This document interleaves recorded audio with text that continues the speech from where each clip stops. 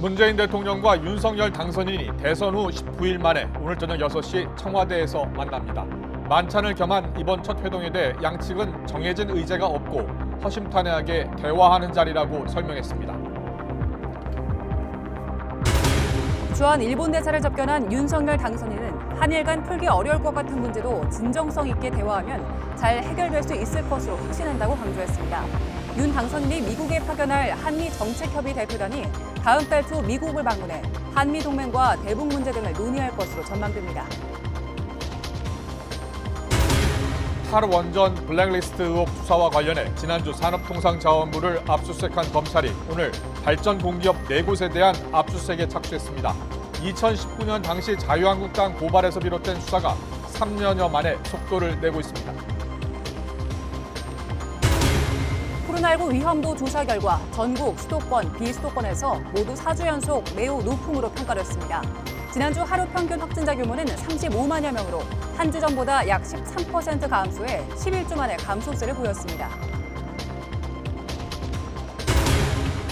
주민용 종량제 봉투를 처리하는 업체가 기업 폐기물을 수거해 시립소각장에 무단 투기해온 현장이 YTN 카메라에 포착됐습니다. 돈을 주고 민간업체에 처리를 맡겨야 하는 폐기물을 돈이 안 드는 시립소각장에 몰래 버린 것으로 추정됩니다. 우크라이나와 러시아의 휴전 협상이 이번 주 초 터키에서 재개됩니다. 젤렌스키 우크라이나 대통령은 친러시아 반군이 장악하고 있는 돈바스 지역과 중립화 문제에 대해 논의할 수 있다고 밝혔습니다. 뉴스큐 잠시 뒤에 자세히 전해드리겠습니다.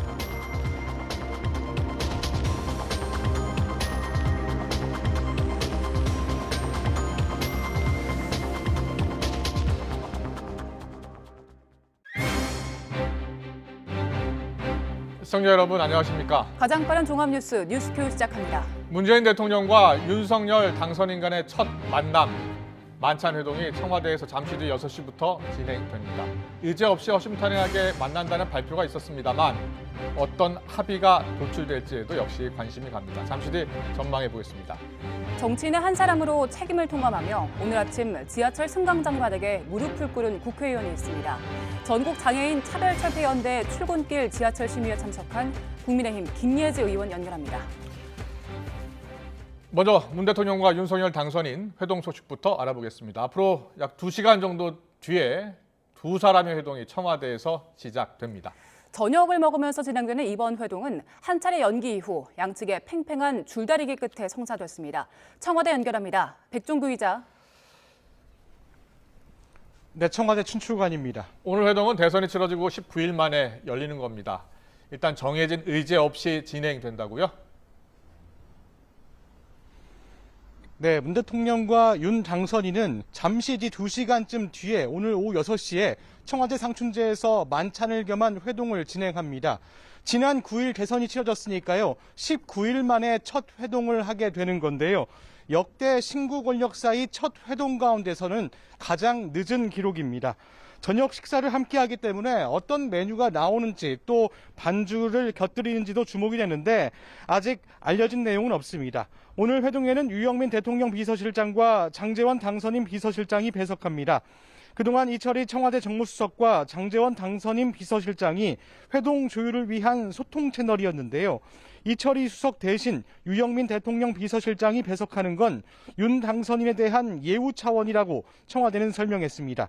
청와대와 당선인 측은 이번 회동의 성격에 대해 정해진 의제가 없고 허심탄회하게 대화하는 자리라고 설명했습니다. 문 대통령과 윤 당선인은 회동이 한 차례 연기되는 등의 우여곡절 끝에 2020년 6월 이후 1년 9개월여 만에 한자리에 마주 앉게 됩니다. 그동안 회동 조율이 늦어지면서 20대 대통령 취임식에서나 두 사람이 마주할 수 있을 것이다라는 이야기까지 나왔는데 회동은 어떻게 전격적으로 성사되는 겁니까? 네, 이번 회동은 앞서 16일에 오찬을 할 예정이었는데요. 예정된 일정을 앞두고 4시간 앞두고 전격적으로 연기가 됐습니다. 이후 양측은 실무 협의를 거듭하면서 회동 일정을 조율했지만 팽팽한 입장차만 확인하면서 날선 공방을 주고받기도 했습니다. 이후 문 대통령이 윤 당선인에게 거듭 조건 없이 만나자고 제안을 했는데요. 문 대통령은 지난 24일 참모회의에서 두 사람이 만나는데 무슨 협상이 필요하냐며 당선인이 직접 판단해달라고 말하며 답답한 심경을 밝히기도 했습니다. 이 말을 들은 윤 당선인이 국민의 걱정을 덜어드리는 게 중요하다며 의제 없이 만나 허심탄회하게 대화하자는 취지의 답변을 청와대에 전하면서 만찬 회동이 성사된 것으로 알려졌습니다. 이번 회동 성사 배경을 보면 신구 권력 충돌 양상이 장기화하는 것처럼 비추어지자 양측 모두 이에 대한 부담을 느꼈고 더는 회동을 미룰 수 없다고 판단한 것으로 보입니다. 또 16일 회동 결렬의 결정적 이유로 꼽혔던 감사위원 인사권 문제 등이 어느 정도 일단락된 이유도 반영된 것으로 해석됩니다. 오늘 회동을 앞두고 양쪽 모두 허심탄회한 대화를 강조한 만큼 문 대통령과 윤 당선인의 독대가 이루어질지도 관심사입니다. 양측 비서실장이 배석하는 걸로 최종 결정이 됐지만 필요에 따라 단독 면담으로 전환할 수도 있기 때문입니다. 과거 이명박 전 대통령과 박근혜 당선인 면담 당시 두 사람은 배석자를 두고 대화를 시작해 이후 독대로 전환한 전례가 있기도 합니다. 지금까지 청와대 춘추관에서 YTN 백종규입니다. 의제를 두지 않고 허심탄회하게 이야기를 나누자고 했습니다만 윤 당선인은 문 대통령에게 민생이나 안보 현안을 얘기할 것이라고 말했습니다. 이미 신구 권력 충돌이 빚어지면서 집무실 이전과 같은 정치적인 현안보다는 민생 이슈를 좀 더 강조할 걸로 보입니다. 취재기자 연결합니다. 엄윤주 기자. 네, 서울 삼청동 인수위원회입니다. 네, 정말 우여곡절 끝에 성사가 됐습니다. 양측 모두 풀어야 할 숙제가 많습니다. 어떤 내용이 오늘 회동에서 오갈 것으로 보입니까? 네, 허심탄회하게 양측 모두 이야기를 나누자라고 말을 하긴 했지만 각종 국정 과제를 언급하지 않고 얘기를 하기 넘어가는 것은 어려울 것 같습니다. 윤석열 당선인도 오전에 기자들과 만나서 오늘 회동에서는 특별한 의제가 없다면서도 조율할 문제는 따로 이야기할 것 같다고 말했는데요.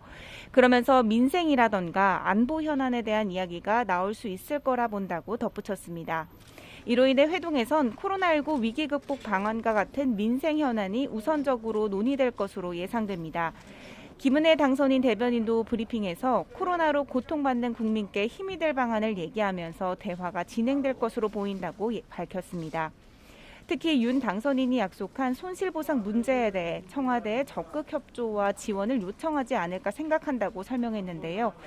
이를 위해 그동안 정부의 행정명령으로 피해를 본 소상공인 자영업자들의 손실보상에 필요한 추가 경정예산 편성 등과 관련해 현 정부도 책임 있게 임해줄 것으로 믿는다고 강조했습니다. 또 오늘 만찬 자리에서 문 대통령과 윤 당선인의 독대도 가능할지 묻는 질문에는 두 사람이 함께 만들어 나갈 새 길이라 예측하기 어렵다고 말을 아꼈습니다. 정치적으로 민감한 사안을 꺼내 또다시 논란을 일으키기보다는 민생에 좀 더 초점을 맞추는 모습인데요. 그렇다 할지라도 청와대 이전 문제를 비롯해 이명박 전 대통령과 김경수 전 경남지사 사면 문제, 또 남아있는 공공기관 인사 전반에 대한 논의도 자연스럽게 다뤄질 것으로 보입니다. 다만 이미 양측 모두 회동이 연기되면서 신구 권력 간 갈등 부각이 부담되는 만큼 각종 의제를 두고 각을 세우기보다는 신중하게 접근할 전망입니다. 새 정부 인선도 큰 관심입니다. 특히 국무총리가 누가 될 것인지 여기에 대한 관심도 큰 상황이지요. 네, 내각 구성에 첫 단추할 수 있는 국무총리 윤석열 정부에서는 누가 될지에 대해서 관심이 크게 쏠리고 있는데요. 윤 당선인 측은 이 새 정부의 국무총리 후보자가 4월 초쯤 지명될 수 있을 것으로 전망했습니다. 김은혜 당선인 대변인은 오전 브리핑에서 통상적으로 총리 임명까지 걸리는 시간을 고려하면 다음 달 초에는 윤곽이 가려져야 한다면서 새 정부의 임기 시작과 함께 일할 수 있도록 하는 것이 목표라고 강조했습니다. 그러면서 경제부총리나 금융위원장, 청와대 경제수석까지 이른바 경제원팀이라는 드림팀으로 이뤄질 수 있도록 최적임자를 찾고 있다고 말했습니다. 직접 들어보시죠. 경제와 무관하게 어쨌든 저희가 국정에 있어서의 한치의 빈틈 없이 그리고 국정 운영이 차질 없이 이루어질 수 있도록 저희가 우리의 원팀 또 국민과의 원팀 그리고 국민과의 드림팀이 되도록 최선을 다하겠습니다. 다만 총리 후보자가 경제 분야에 한정된 인사는 아니라고 선을 그었습니다. 또 현재 안철수 위원장을 비롯해 한덕수 전 총리와 김만길 국민통합위원장 등이 하마평에 오르내리는 것을 두고도 판단을 공개적으로 하는 것은 예의가 아닌 것 같다고 답을 피했습니다. 그리고 오늘 윤석열 당선인은 주한 일본 대사와 접견을 했죠. 네, 윤석열 당선인은 오늘 오전 아이보시 고이치 주한 일본 대사를 접견했습니다. 당초 지난 17일 아이보시 대사의 예방을 받을 예정이었지만 아이보시 대사의 코로나19 확진으로 일정이 연기됐다가 다시 잡혔습니다. 이 자리에서 윤 당선인은 한일 관계는 미래지향적으로 개선되고 과거처럼 좋은 관계로 시급히 복원돼야 한다며 양국 모두 노력이 필요하다고 말했습니다. 또 서로 의견 차이가 있고 풀리기 어려울 것 같은 문제도 있지만 진정성을 가지고 소통하고 대화하면 잘 해결될 수 있을 거로 확신한다고 밝혔습니다. 이에 아이보시 대사는 북한의 핵미사일 도발은 한일 양국의 안보에 지대한 위협이 될 뿐만 아니라 국제사회에도 심각한 도전이라며 앞으로도 동아시아 지역의 안정과 번영을 위해 한국과 긴밀히 협력해 나가길 희망한다고 화답했습니다.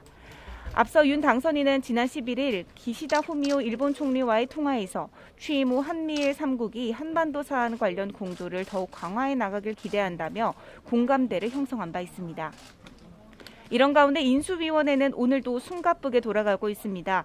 오늘은 6개 분과를 가동해 국세청과 국정원, 질병관리청과 문화체육관광부 등으로부터 업무 보고를 받았습니다. 인수위는 내일까지 업무 보고를 받고 다음 달 초에 1차 정부 조직 개편안을 만들 계획입니다. 오후 2시부터는 안철수 위원장 주재로 제4차 코로나 비상대응 대책 특위 전체회의가 열렸는데요. 여기에선 과학적 방역정책 추진 근거와 활용 방안이 주로 다뤄졌습니다. 지금까지 서울 삼청동 인수위원회에서 YTN 엄윤주입니다.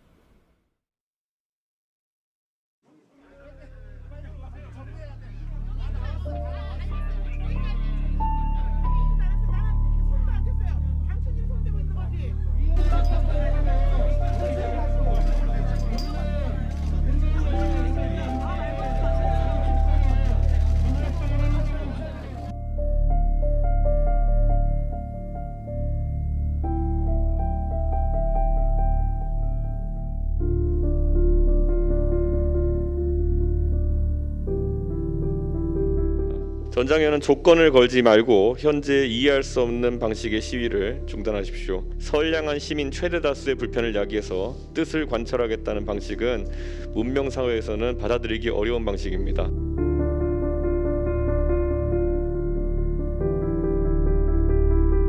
말씀 정치권을 대신해서 제가 대표로 사과드립니다. 정말 죄송합니다, 여러분. 각자 입장을 조율하고 조정하기보다는 어떻게 보면 한편의 입장을 대변하는 역할을 통해서 주목을 끄는 경우가 많았습니다.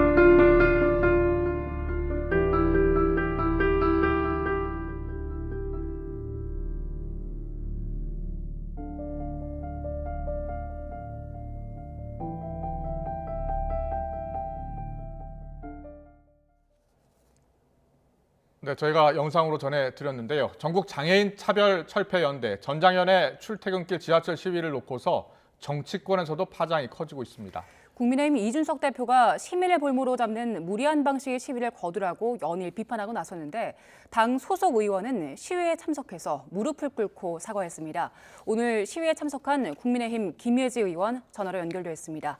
의원님 나와 계십니까? 네, 안녕하십니까. 김예지입니다. 네, 안녕하세요. 오늘 시위에 참여하셔서 이제 무릎을 꿇고 정치권을 대표해서 사과한다고 했습니다. 정확히 어떤 점에 대해서 사과를 하신 겁니까? 네, 두 가지입니다. 정치권에서 늘 지금까지 장애 관련 이슈 그리고 이렇게 감춰진 여러 가지 이슈에 대해서 사고가 나서 사망하시거나 아니면 뭐 중상을 입거나 이래서 보도가 되거나 아니면 이런 불편함을 감수하시면서 이런 분들이 이제 이런 집회나 선전전을 했을 때 언론에서 많은 보도를 해주시고 이럴 경우에만 주목하시는 것들을 사실 국회 밖에서부터 봐왔고 이 점에 대해서 문제의식을 가지고 있었습니다. 예. 저는 지금 정치권에 들어온 사람의 입장으로서 누군가가 이것에 대해서 반성하고 사죄하고 개선을 이끌어내야 된다고 생각했고 그게 제가 되었습니다. 네. 예. 오늘 현장에 직접 참석을 하셔서 여러 가지 이야기를 들으셨을 것 같습니다. 현장에서 가장 무겁게 다가왔던 이야기 어떤 게 있습니까? 사실 현장의 이야기가 아닙니다. 저의 이야기입니다. 예, 더 멀리 가고 할 것도 없이 저는 몸은 우선 국회에서 일을 해야 됐기 때문에 함께할 수 없지만 항상 마음은 그 자리에 있었습니다. 그래서 누구의 얘기를 전달하는 게 아니라 제가 그분들이고 그분들이 저이기도 하지요. 그래서 제가 그 입장에 대해서 누구보다 공감을 합니다. 그분들이 단순히 이동권만을 위해서 그 자리에서 그렇게 여러분들을 만나는 것이 아닙니다. 이동권은 어떻게 보면 교육을 받으려고 해도 이동을 해야 되고 교육을 받아야 일자리를 가질 수 있고요. 네. 그래서 노동권, 교육권 모든 것이 기본이 되는 것이 우리가 움직여야 하지 않겠습니까? 그래서 이동권은 가장 기본이 되는 우리의 권리입니다. 근데 그런 것에 대해서 이제 종합적으로 뭔가 목소리를 전달하기 위한 통로가 없기 때문에 이런 것을 통해서 하시는 거였기 때문에 저는 그 모든 행보 하나하나가 저에게는 무겁게 다가왔고 그게 제가 이제는 단순히 활동가나 당인의 입장이 아니라 정치권의 한 사람으로서 이것들을 어떻게 조율해가야 하고 어떻게 좀 더 개선을 이끌어낼 수 있을까를 고민하는 관점에서 좀 더 무겁게 느꼈던 것 같습니다. 그렇군요. 시각장애 피아니스트로서 국민의힘 비례대표로 이제 국회에 진출하셨는데 오늘 이준석 대표는 이렇게 이야기했습니다. 서울 시민을 볼모로 삼아서 무리한 요구를 할 수 있다는 그런 전장현의 아집을 버려야 한다. 그러면서 서울 지하철 수백만 승객이 특정 단체의 인질이 되지 않도록 조치를 해야 한다라고까지 표현을 했는데요. 이 같은 표현에 대해서는 어떤 생각이십니까? 그것이 실제로 국민분들의 입장일 수 있습니다. 왜냐하면 출근길 얼마나 바쁘고 피곤하십니까? 그리고 코로나19 등으로 인해서 지금 경제적으로든 심리적으로든 많은 어려움을 겪고 계신 시민들 분명히 지하철 지연은 큰 불편이고 하나는 일이었을 겁니다. 사실 그런 발언이 아니더라도 이미 화가 나 계시고 이미 장애인에 대한 장애인 단체에 대한 그런 집회의 어떤 의미보다는 혐오로 가득해 계실 수 있는 분들이 있을 거예요. 근데 거기에 그런 발언을 통해서 굳이 하지 않아도 될 워딩을 선정해서 그런 어떻게 보면 이인이 화나고 혐오를 가지고 계셨던 분들의 그런 입장을 어떻게 보면은 공적으로 변호하고 그리고 어떻게 보면은 거기서 좀 더 그런 화나 혐오 감정을 키울 수 있는 그래서 그것이 단순히 마음이 아니라 어떤 액션으로 나타날 수도 있는 그런 위협을 느끼는 분들이 실제로 계시기 때문에요. 그런 트리거를 만들어준 그런 아주 위험한 지금 상황이라고 저는 생각합니다. 네, 이준석 대표 오늘도 비판을 이어갔습니다. 이준석 대표가 서울시에는 이미 94% 지하철 역사에 엘리베이터가 설치가 돼 있고 나머지는 설치하기가 어려운 것이다. 그래서 이번 시위의 진짜 목적이 장애인 평생교육시설 운영 예산, 또 탈시설 예산을 요구하는 거다라고 주장을 했거든요. 이 부분에 대해서는 어떻게 생각하십니까? 이거를 엄밀히 분석하면은 엘리베이터 설치 그리고 평생교육법 개정 그리고 그런 탈시설법 제정 등으로 나눌 수 있겠지만 사실 이 모든 것은 한 개개인의 국민으로서의 권리입니다. 정말 당연하고 비장애인들로서는 걱정을 왜 하지라고 상상조차 할 수 없는 당연한 권리를 누리지 못하는 유재되어 계신 분들의 목소리입니다. 이것을 단순히 94%의 엘리베이터 설치가 돼 있기 때문에 이것이 필요 없다고 하기보다는 그 나머지 6%의 엘리베이터 설치가 안 되는 것을 설치하기 위해서 우리가 어떻게 노력해야 될지 그리고 지금 시내버스만 자동 도입이 되고 있고 앞으로 사실 장사님께서 약속하신 부분이 있습니다. 시내버스까지 늘리고 또 다른 교통약자를 위한 특별 교통수단도 확대하겠다는 그런 의지를 가지고 계시기 때문에 차기 정부를 정부 여당 당 대표로서는 그런 것에 대해서 소개하고 오히려 이런 것을 통해서 우리가 로드맵을 잘 설정하고 로드맵을 설정할 때 당사자의 목소리를 반영하면서 정말 진심으로 그분들의 입장을 공감하면서 함께할 수 있는 그런 입장 표명을 했었으면 더 좋았을 거다라는 그런 조금 안타까움이 있습니다. 그렇군요. 예. 네. 이 장애인분들의 요구가 아니라 너무나 당연한 권리다. 이렇게 접근을 하는 것이 더 좋았을 것이다라는 생각, 그런 말씀을 네. 해주셨는데요. 최관호 서울경찰청장은 이번 사안에 대해서 이렇게 이야기하더라고요. 시민과 장애인 사이의 기본권이 지금 충돌하는 문제가 발생을 했다. 그래서 그 발언에도 문제가 있는데요. 예. 장애인도 시민입니다. 왜 시민과 장애인을 나눴습니까? 예. 네, 이런 관점에서부터 문제가 야기된다고 생각합니다. 네네. 그래서 얼마 전에 승강기 관련 법안 개정을 했습니다. 거기에도 장애인을 위한 승강기와 승객을 위한 승강기가 따로 나누어져 있었습니다. 장애인은 승객이 아닙니까? 예, 장애인입니다. 이런 것을 이제는 나누어 생각하는 것부터 네. 조금씩 개선해가야 할 필요성이 있습니다. 네, 네. 나눠서 생각하는 것 그 자체가 벌써 잘못됐다라는 지적을 그럼요. 해주셨습니다. 예. 그리고 의원님께서는 인수위원회에 이런 입장들을 설득하고 또 반영하도록 하겠다고 밝히셨는데 지금 소속 당이나 인수위 또 뭐 민주당, 정의당과도 논의가 필요한 상황이잖아요. 앞으로 어떻게 하실 계획이십니까?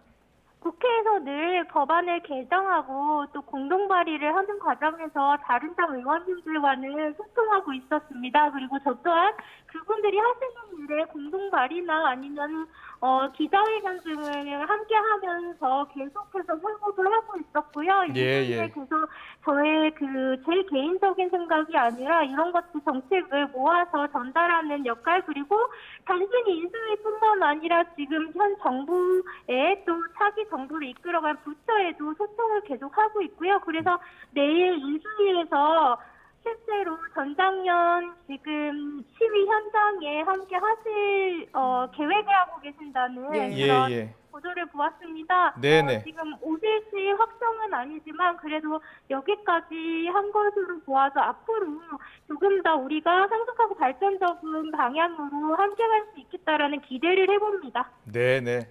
알겠습니다. 내일 대통령직 인수위원회가 시위 현장을 찾기로 했다라는 뉴스가 조금 전 전해졌습니다. 그리고 같은 당의 다른 의원들, 뭐 이종성 의원도 그렇고요. 같은 생각을 가진 의원들이 계십니까? 어떻습니까? 제가 요즘 오늘 제가 예. 지금 계속 인터뷰하고 뭐 이러느라고 한 분 한 분 다 의사를 여쭙지는 못했습니다. 그래서 네. 이거 행보도 그렇고 지금 발언하는 것도 그렇고 당과는 전혀 관계없고요. 저 대표님과도 관계없고요. 저의 제 독립적인 학术기관으로서의 행보이고요. 네. 그렇습니다. 네. 예. 그리고 오늘 정의당의 장혜영 의원과도 동행을 하셨잖아요. 이 문제에 네. 대해서 함께 논의를 좀 해오셨습니까? 저희는 늘 같이 논의했던 문제였고요. 같이 문제의식을 가지고 있었고요. 그리고 예. 법안 발의 과정에서도 장혜원님께서 개정안을 내실 때 제가 공동 발의 등으로 같이 해주고 마찬가지로 제가 하는 것에도 장혜원님이 함께 해주실 때도 있었고요. 저희는 또 그 장애 관련 의원님들 더불어민주당 최영 의원님과 또 저희 국민의힘 이종성 의원님 그리고 정의당 장혜영 의원님 해가지고 예. 종종 이렇게 모여서 이런 관심사에 대한 얘기를 나누는 때가 있습니다. 그래서 저희 모임이 있는데요. 항상 저희의 기본 관심사였습니다. 예, 알겠습니다. 앞서 이 출근 시위에 참여한 게 내일이다라는 생각 때문에 갈 수밖에 없었다 이런 말씀 해주셨는데요. 그 일은 바로 우리 모두의 일이 아닐까 생각이 들었습니다. 오늘 김혜재 의원님과 함께했습니다. 말씀 잘 들었습니다. 고맙습니다. 감사합니다.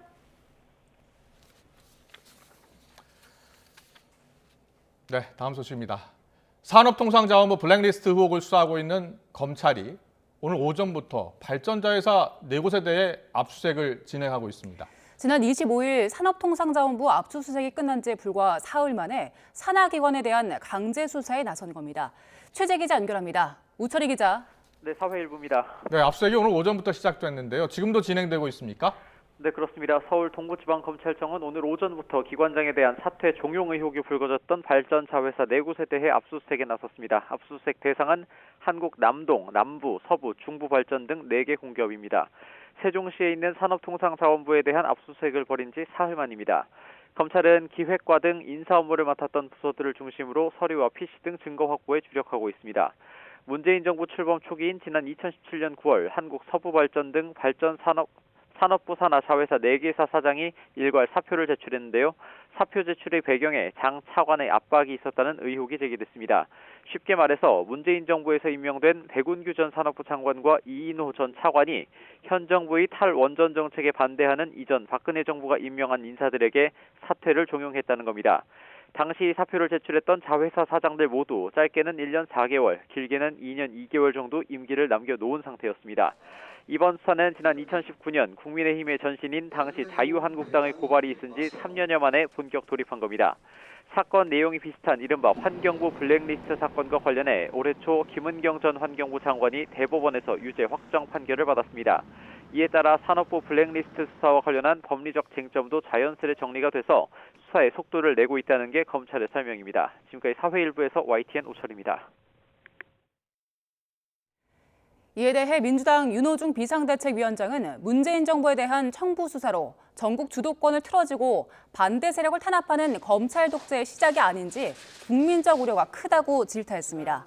윤 비대위원장은 국회에서 열린 비대위 회의에서 아무런 추가 물증이나 정황이 없고 달라진 것은 정치 보복을 공언한 윤석열 후보가 당선됐다는 것뿐이라며 검찰은 문재인 정부에서 사라졌던 정치 보복, 하명 수사 같은 과오를 되살리지 말길 바란다고 강조했습니다.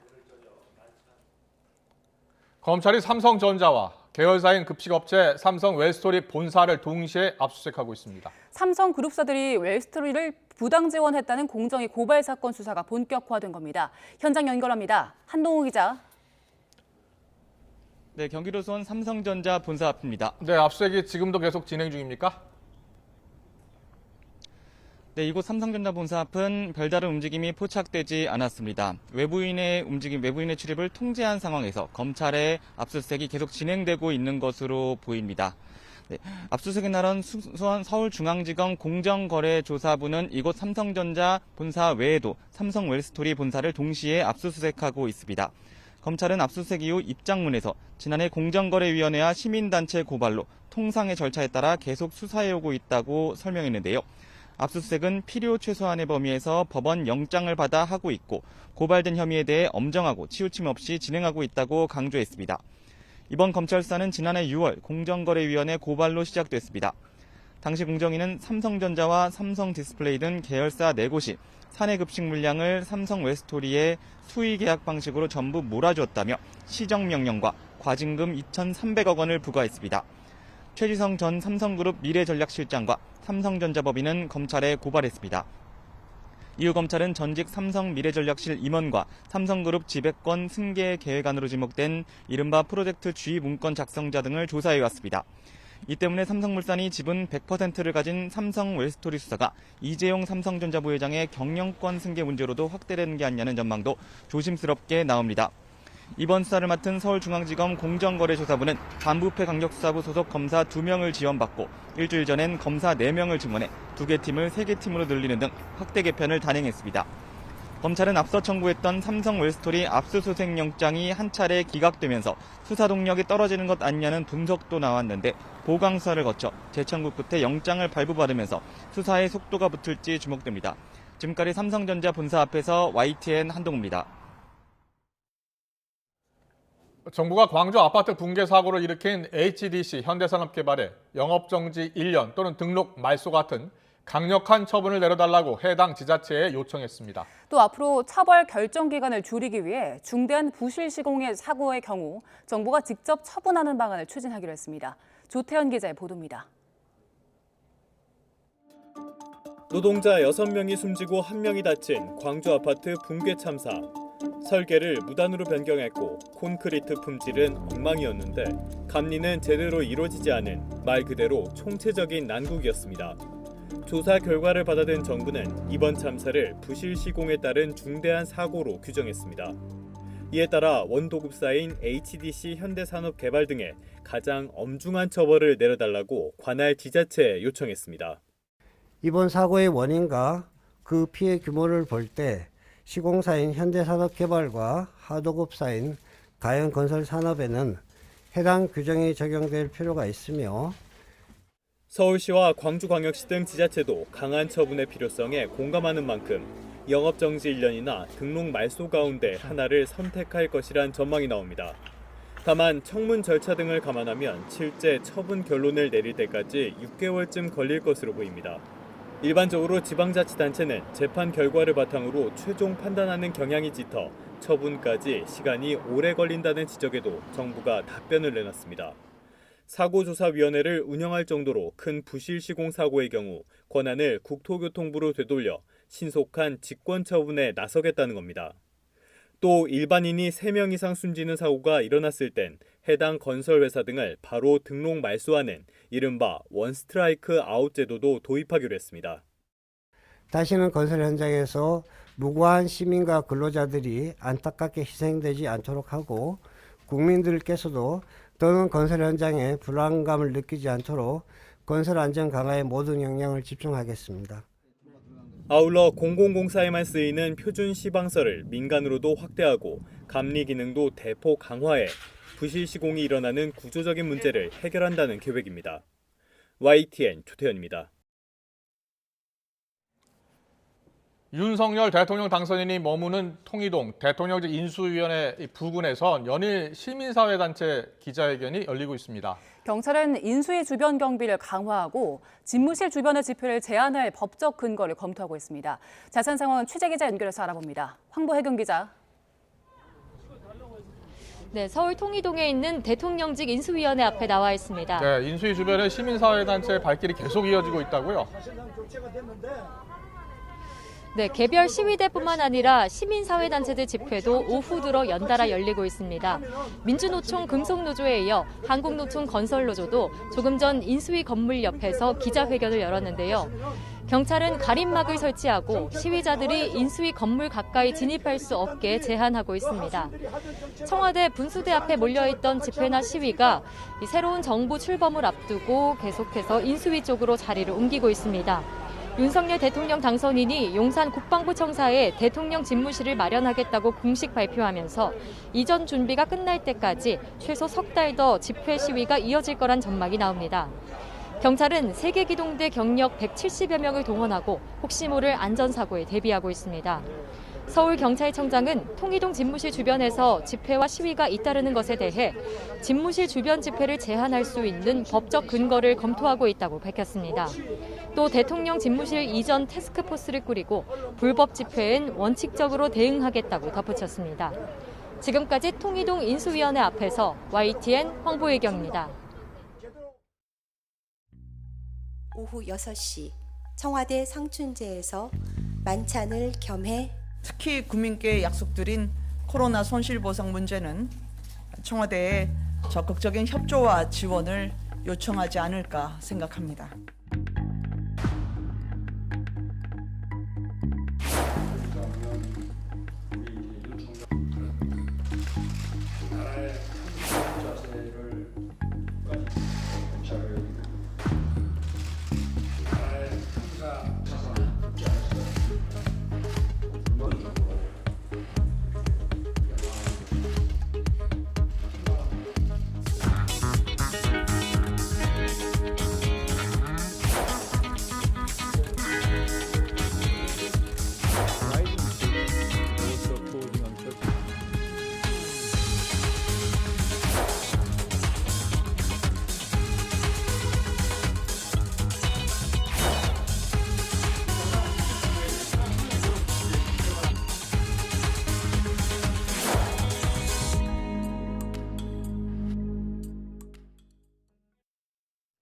네, 잠시 후 6시, 그러니까 이제 1시간 반 정도 남았습니다. 문재인 대통령과 윤석열 당선인이 청와대 만찬장에서 회동을 가질 예정입니다.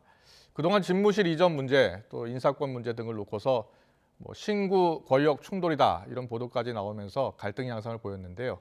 오늘 회동은 의제 없이 일단 만나기로 했다는 발표가 있었습니다. 순조로운 정권 이양을 위해서 대통령과 당선인이 그동안의 갈등을 좀 해소할 수 있을지, 그리고 국민들의 우려를 불식시킬 수 있을지 관심이 집중되고 있습니다. 박성준 더불어민주당 의원, 신성범 전 새누리당 의원과 자세히 짚어보겠습니다. 어서 오십시오. 안녕하세요. 네, 안녕하세요. 안녕하세요. 예. 국민들이 많이 걱정했습니다. 대통령과 당선인 어서 만나서 허심탄회하게 의견 교환했으면 좋겠다 이런 생각 가졌는데 일단 발표가 전격적으로 이루어졌습니다.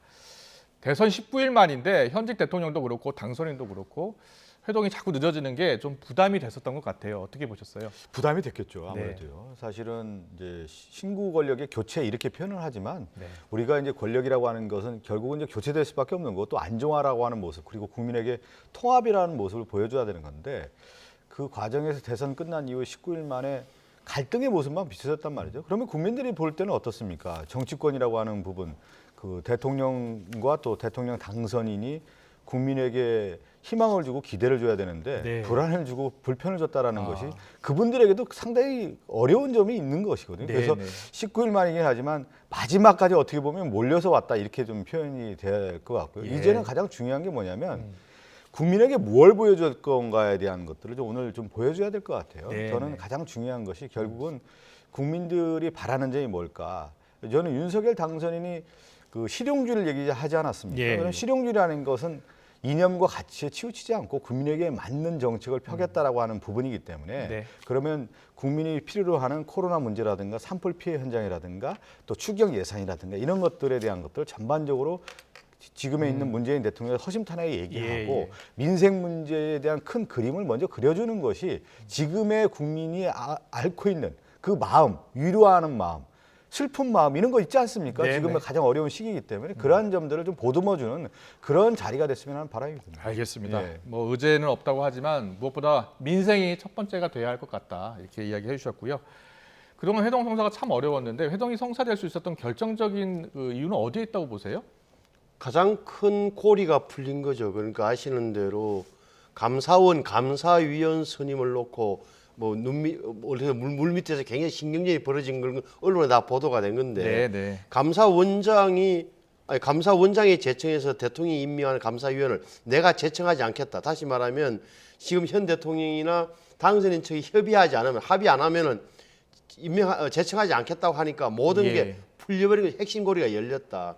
이제 박 의원님 말씀하신 대로 결국은 두 분 다 정치적 부담이 컸던 거예요. 예를 들어서 문재인 대통령도 성공적으로 정권을 인계해 주는 게 맞고 새 정부의 출범에 어떻게 도와줘야 된다는 게 당연한 건데 예를 들어서 나가는 양반이 너무 심한 거 아니야 이런 소리 들으면 안 되는 거고 윤석열 당선인 입장에서도 아직 그 임기가 시작 안 했어요. 임기도 시작하기 전에 모든 걸 완성 100% 이기겠다고 고집 피우는 모습으로 보여지는 것은 정치적으로 부담이 됐던 거예요. 그래서 양쪽 다 저는 큰 고리가 풀렸고 국민의 압박이 무엇보다 국민들이 걱정한다는 우려가 많이 전달돼서 그렇군요. 성사된 거죠. 알겠습니다.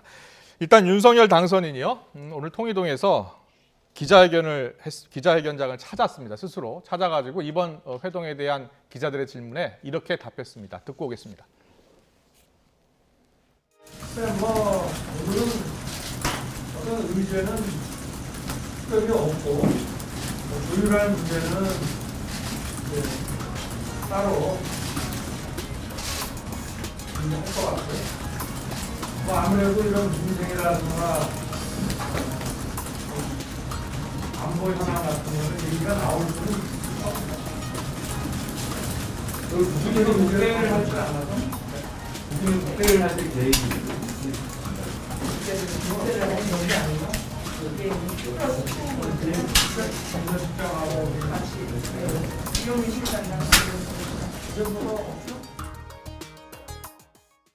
네. 마지막에 기자 질문에 1대1 회동도 혹시 하나요? 이렇게 물어봤잖아요. 근데 아직 1대1 회동은 정해져 있지 않나 봐요. 독대. 근데 보통 이제 의전상으로 볼 때 이제 1대1 우리가 얘기할 때는 보통 이제 배석을 하지 않습니까? 또 왜 그러면 배석이라고 하는 것은 중요한 의미가 예를 들면 대통령이나 이제 당선인이 놓칠 부분들이 있기 때문에 그것을 좀 하나 또 기록하는 의미도 있고요. 또 의제가 있을 경우에 좀 어떻게 보면 좀 유연하게 좀 넘어갈 수 있는 그런 역할들이 좀 있는 거기 때문에 오히려 저는 배석하는 게 맞지 않나 싶은데요. 어떨지 모르겠습니다. 그것은. 알겠습니다. 민생 안보 이야기했는데 말씀하실게요. 예를 들자 비서실장이 배석, 우리 흔히들 비서실장과 대변인이 배석하는 경우가 많았잖아요. 예. 대변인은 서로 다른 소리 할까 봐서 사실은 좀 배석하는 경우가 많은데 예. 비서실장이 배석한다 하면 제가 보기 이런 거예요. 그래서 둘이서 만나, 잠깐만, 그럼 실장님은 잠시 나가 계세요라고 언제든지 할 수 있는 거예요. 그래서 둘 간에 예. 두 명, 또 두 분만의 또 대화 시간은 있을 수 있다고 봐요. 어느 심각한 순간에선 실장님 잠시 두 분 나가 계시고 우리 둘이 이야기 좀 할게요. 이렇게 충분히 가능한 그럴 거죠. 수도 있겠네요. 그럴 수도 있어요. 예, 오늘 뭐 회동 분위기가 어떻게 펼쳐질지 모르겠습니다만 가능성이 있다라는 말씀을 두 분만 해주셨습니다. 만났다고 하면 언론이 거기에 무슨 얘기할 건가 그 부분만 좀 파헤치지 않겠습니까? 많이 아마 물어보겠죠. 그런 부담은 좀 예. 있을 것 같고 제가 볼 때는 오늘 이제 만났기 때문에 전반적인 큰 틀에서의 얘기가 좀 이루어지지 않을까 싶어요. 네, 예. 오늘만 날이 아니니까요. 또 자주 또 대통령과 당선인이 만나서 국정 현안에서 이야기하는 것도 좋을 것 같습니다. 오늘 윤석열 당선인이 민생 안보 이런 이야기 했는데요. 하나하나 짚어볼게요.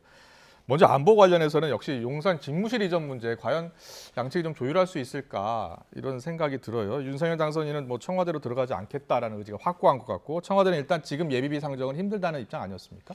그러니까 이거잖아요. 보면 용산 이전과 관련해서 윤석열 당선이 그렇게 한다고 하면 큰 이제 그림을 가지고 이렇게 하겠다라고 하는 것을 국민에게 소상하게 밝히고 이제 가야 되는 건데 예. 그 중에 하나가 뭐냐면 이제 안보의 문제와 예산의 문제가 컸던 겁니다. 안보 문제는 좀 차치하더라도 예산 문제 같은 경우는 496억 원을 얘기를 했는데 예비비 신청을 했는데 그러면 과연 청와대가 용산 이전 국방부 청사를 이전했을 때 496억 원의 예산이면 충분한 거냐. 거기부터 좀 검토가 돼야 되지 않겠습니까? 예. 그 검토가 되고 또 500억 원 이상이면 예비 타당성 조사를 해야 된다고 알고 있습니다. 그러면 예비 타당성 조사에 해당이 되는 건지 부족하다고 하면은 추가 경정 예산을 통해서 그 예산을 마련해야 된다라든가 이런 과정들이 좀 있어야 되는데 그 절차적 과정이 전혀 없다 보니까 단순하게 이전했을 경우에는 이전만 하겠다는 얘기가 나왔고 그 과정이 없다 보니까 그러면 충분하게 국민에게 왜 이전하게 되는지 저는 그 대통령 청와대가 그동안은 한국 정치사에 갖고 있는 역사적 상징성이 있습니다. 그러면 새로운 역사의 상징성을 갖고 있는 용산 시대를 열겠다고 하면 저는 축제 분위기 속에 만들 수 있는 거 아니겠어요? 국민에게 나 이렇게 용산을 가겠다. 그리고 국민들이 생각할 때 앞으로의 이런 청와대는 이런 공간이 바뀌고 있고 또 예산은 이렇게 바뀌고 있고 우리의 삶은 이렇게 바뀔 수 있다라고 하는 것을 만들어서 축제 시간을 만들었으면 저는 얼마나 좋았을까 싶은데 왜 이렇게 서두르게 가다 보니까 여러 가지 오해의 소지가 있다는 거예요. 용산 이전 자체를 누가 반대하겠습니까? 지금 새로운 시대를 열겠다고 하는데 그 자체에 문제가 있다 보니까 그 과정상의 문제가 있다 보니까 그걸 짚는 것이지요. 그러니까 특히 이제 예비비 문제 같은 경우는 앞으로도 좀 상당히 논란이 될 것 같아요. 네.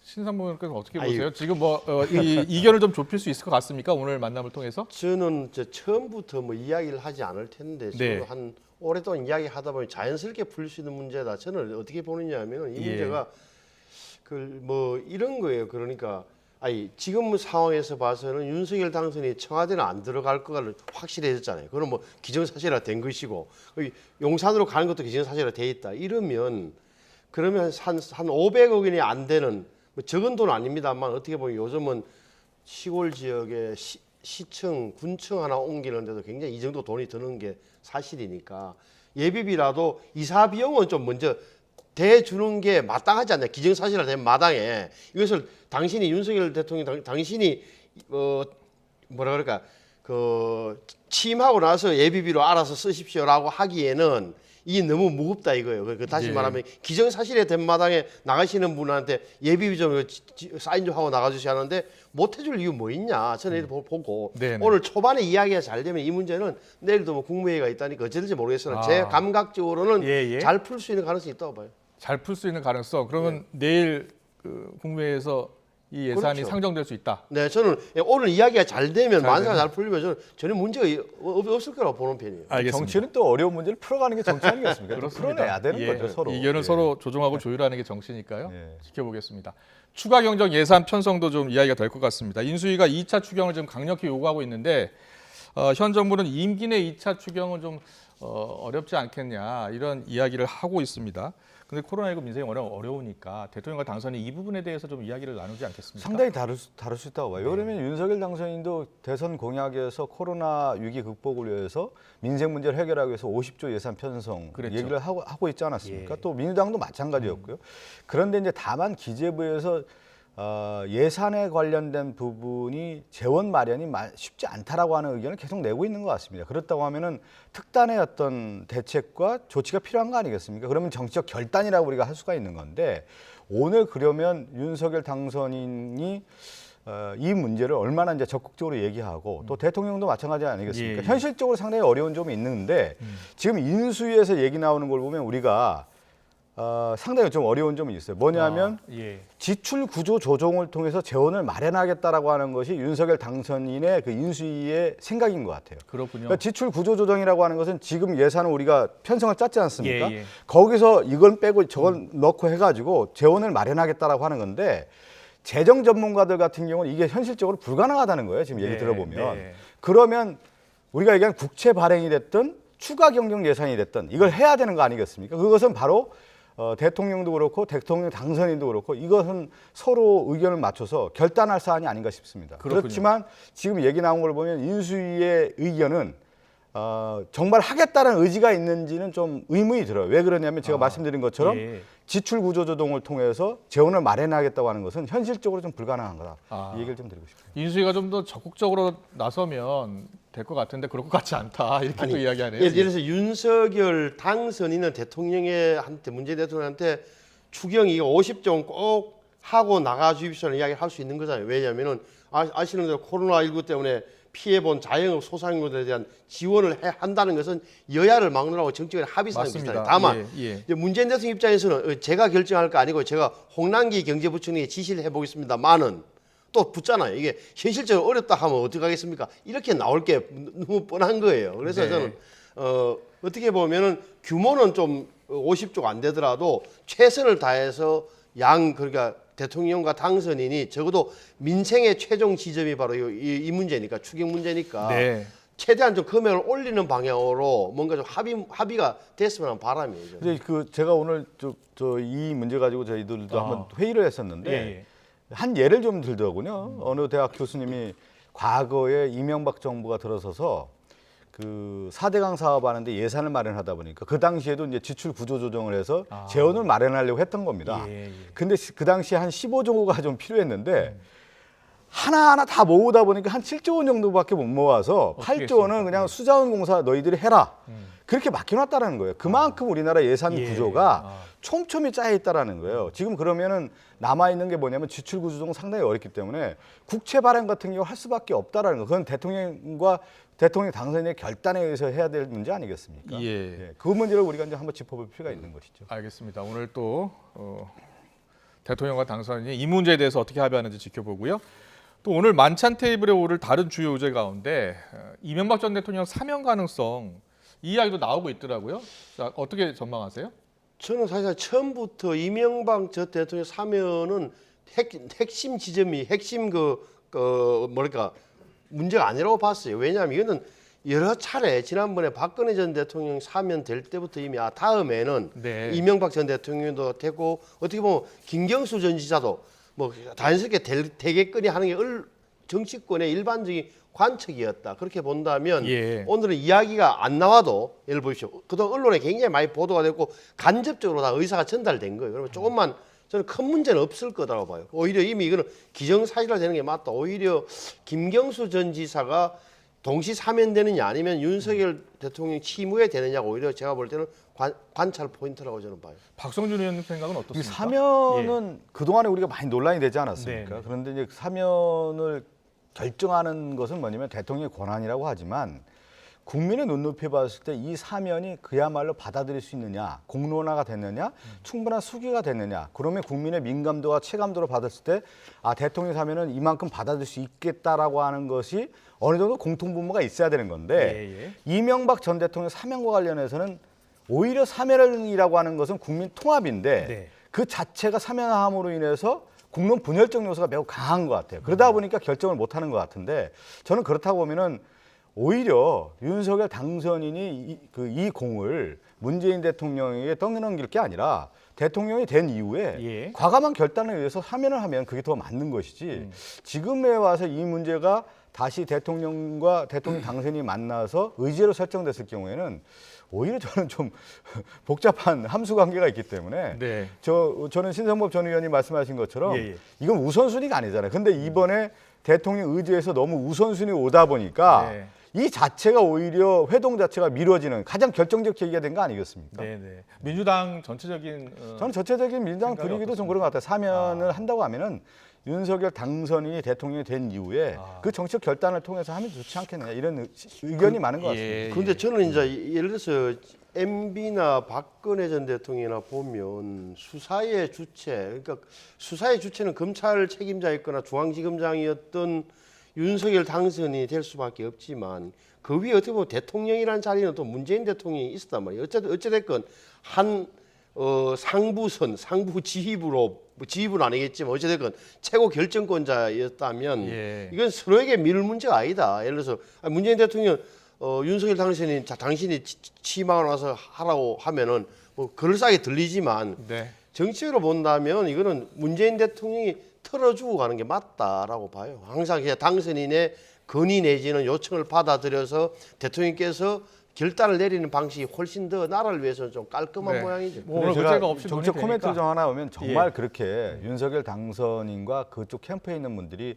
하고 싶었다고 하면은 첫 번째 의제의 우선순위를 제가 처음 말씀드린 것처럼 국민 민생에 대한 문제를 하면서 추후에 이 논의를 해야 되는데 이게 너무 전면에 오다 보니까 오히려 본질을 훼손하는 그런 문제가 됐다는 거죠. 알겠습니다. 이 사안은 여기까지 들어도 충분할 것 같습니다.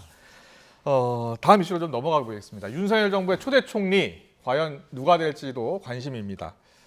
관련해서 오늘 아침에 당선인 측 김은혜 대변인의 브리핑이 있었는데요. 뭐라고 얘기했는지 듣고 오겠습니다. 총리 인선은 총리 인선만이 아니라 경제부총리라든지 또 금융위원장이라든지 또 대통령실 경제수석까지 이 경제 원팀이 드림팀으로 이어질 수 있도록 그렇게 만들어주실 최적임자를 총리 후보로 찾고 있습니다.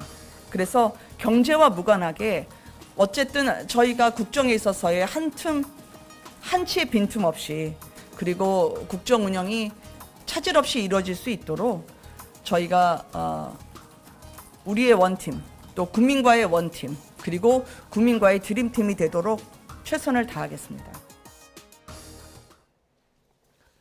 네, 그동안 여러 정치권 인사들이 하마평에 올랐죠. 오늘 당선인 측에서 나온 말을 보면 이제 경제 분야 전문가 쪽에 이렇게 방점을 찍고 있는 것 같은데요. 저희가 그래픽으로 좀 준비했습니다. 어떤 분이 지금 물망에 오르고 있는지, 하마평에 오르고 있는지 보겠습니다. 네, 지금 보신 것처럼 안철수 인수위원장이 지금 거론이 되고 있고요. 김한길 위원장, 그리고 박주선, 그리고 한덕수 전 국무총리입니다. 그리고 박용만 회장까지 거론이 되고 있습니다. 뭐 하마평이 무성한데 각 언론 보도를 보면 이렇게 압축이 되는 것 같아요. 어떻게 전망하십니까? 이 얘기는 먼저 신성보 전 의원님 먼저 얘기해 주세요. 저도 정보는 없습니다만 김은혜 대변인의 말을 종합해 보면 경제 전문가 쪽으로 굳어진 분위기 같아요. 그렇습니다. 그러니까 이렇게 되면 당연히 이제 첫 질문이 안철수 위원장은 어떻게 되는 거지?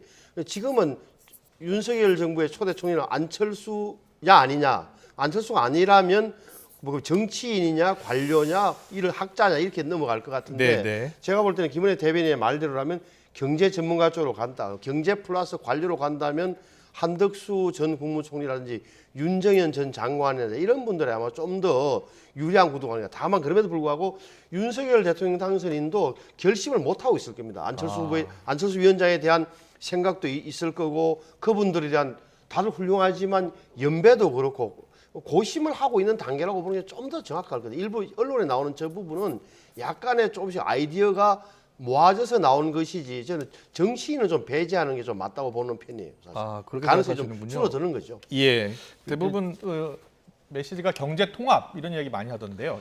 그러니까 경제와 통합이라고 하는 게 같이 가기는 사실 어려울 겁니다. 하나를 선택할 수밖에 없는 것이죠. 저는 이제 97년도에 김대중 전 대통령이 이제 당선되고 통합형 내각을 하지 않았습니까? 그 당시 이제 DJP 내각을 통해서 그 당시 자민련에 있었던 분들을 경제로 하고요. 그래서 이제 통합형으로 만들었단 말이죠. 그래서 이규성 부총리뿐만 아니라 통일부 장관은 보수 인사였던 강인덕 장관이라든가 이런 예. 면을 하면서 예. 인물의 상징성을 통해서 실질적으로 내각을 어떻게 구성하고 미래를 어떻게 가겠다라고 하는 것을 국민에게 이제 비춰줬다고 하면은 그만큼 내각의 초대 총리가 중요한데 선택을 할 수밖에 없는 것이죠. 뭐냐면 안철수 당시 후보와 단일화를 했단 말이에요. 그럼 단일화를 했을 경우에 가장 큰 문제는 뭐냐면 통합으로 가겠다라는 의지를 이제 밝힌 거기 때문에 예. 그러면 안철수 후보를 통합에서 배제하느냐의 문제가 상당히 어려운 문제일 것 같고 그러면 이제 선회해서 경제 문제로 가겠다라고 하는 것은 이제 지금의 이제 코로나 위기라든가 전 세계 경제 위기에 대한 문제를 극복하겠다라고 하는 부분이기 때문에 지금 단순하게 얘기할 때 통합과 경제라고 하는 것이 예. 하나의 일치선상에서 갈 수 있는 문제는 아니다. 그래서 윤석열 당선인이 그 문제를 선택할 수밖에 없고 그 결정할 수 있는 사안인 것이죠. 그것은 정치적 부담이 또 될 겁니다. 왜 그러냐면 당시 국민의당과 통합을 했기 때문에 합당에 대한 여러 가지 전제 조건들이 분명히 있을 거란 말이죠. 네. 그것을 얼마큼 이제 선택하고 그 이후에 또 정치적 부담을 상쇄시킬 수 있는 카드가 있느냐를 가지고 따져볼 문제라고 봅니다. 그렇군요. 예. 신성범 의원님, 저기 안철수 위원장이 지금 계속 거론은 되고 있는데 안철수 위원장은 이번은 아니다라는 지금 보도도 나오고 있거든요. 어떻게 보세요? 그 전반적 분위기 자체가 초대 국무총리로 안철수 위원장이 가는 것은 좀 고개를 갸우뚱하는 분들이 늘어나고 그것이 반영된 게 언론 보도 같아요. 그러면 말씀하신 대로 공동정부의 정신과 철학을 어떻게 앞으로 구현할 것인가, 이번에 할 것이냐, 아니면은 안철수 위원장이 뭐 회사 안랩의 백지신당 이런 문제 때문에 한 발 물러섰다가 다음 기회에 한 번 더 뭐 행정 경험을 쌓도록 기회를 주을 것이냐, 이런 문제는 사실은 안철수 위원장의 결심에 달린 거예요. 다시 말하면 윤석열 당선 입장에서는 안철수 위원장에 대해서 먼저 선제적으로 하십시오, 하지 마십시오라는 이야기를 못하는 구조라는 건 다 아는 거 아니에요. 그러면 안철수 전 위원장이 선제적으로 자기 의사를 좀 밝히는 그런 과정을 통해서 정치적으로 타협할 필요가 있다고 저는 봐요. 알겠습니다. 여기 이슈는 여기까지 듣고요. 지금 최근에 김정숙 여사 옷값 논란이 조금 일고 있습니다. 법원이 김정숙 여사 의전 비용을 공개하라고 판결했습니다. 청와대가 일단 항소를 했고요. 시민단체는 경찰에 고발장을 제출했습니다. 이와 관련해서 국민의힘 최고위원회에서 관련 언급이 나왔는데요. 잠깐 듣고 오겠습니다.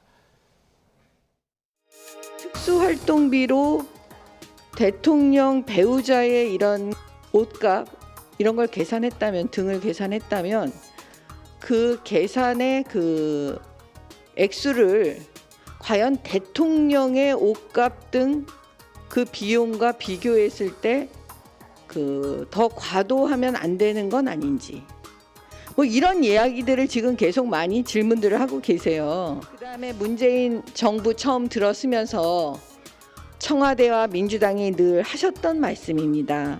모든 정보를 투명하게 공개하겠다. 이렇게 국민들께 약속하셨어요. 정답은 바로 여기에 있습니다. 투명하게 공개해 주셨으면 합니다.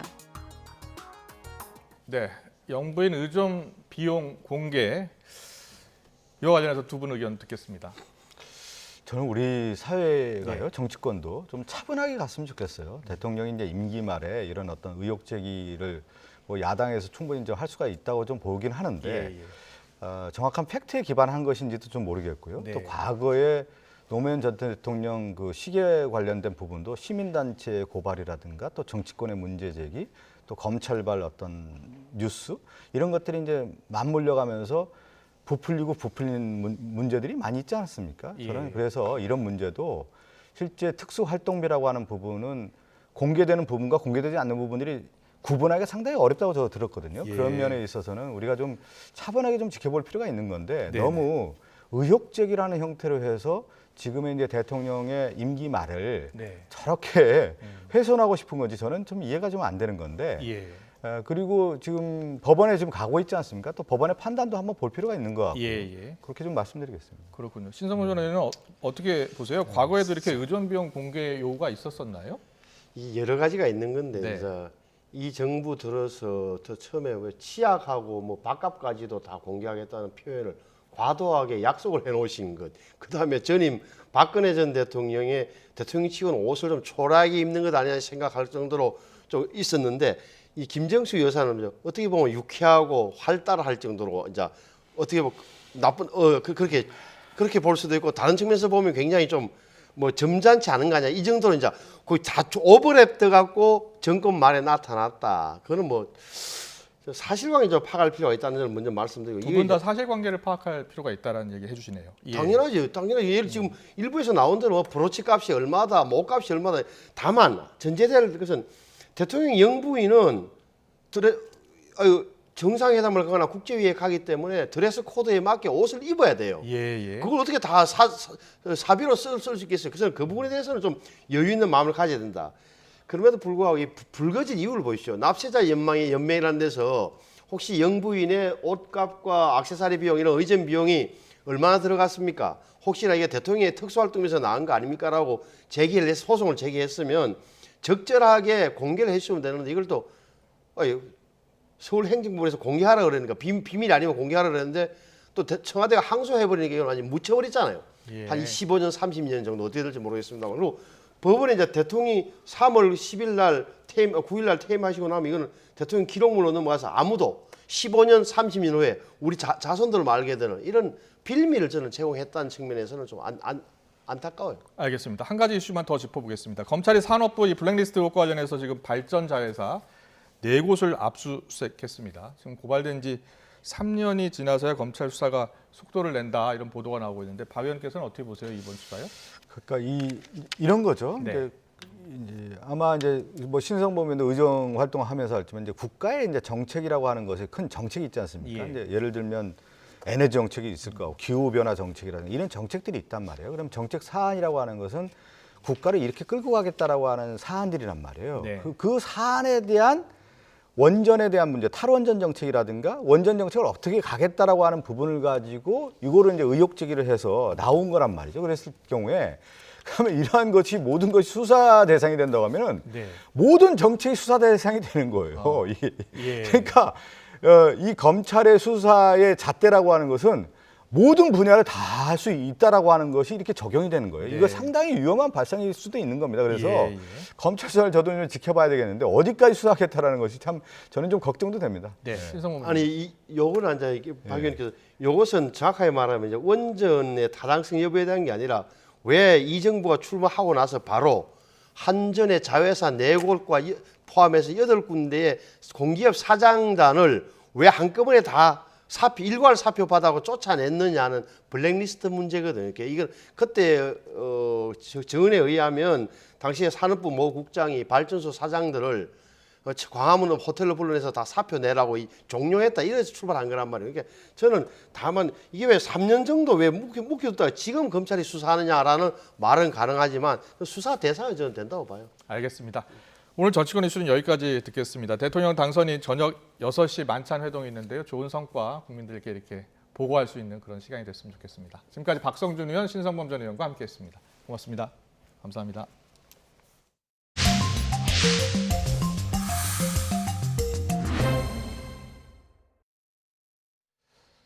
새우가 고래를 뽑는 마법 같은 인수라는 말이 나왔었던 이 쌍용차 인수가 무산됐습니다. 에디슨 모터스가 인수 대금의 잔금을 기한 내에 완납 못함에 따라서 계약이 결국 자동 해지됐습니다. 인수 무산 과정을 김상우 기자가 보도합니다.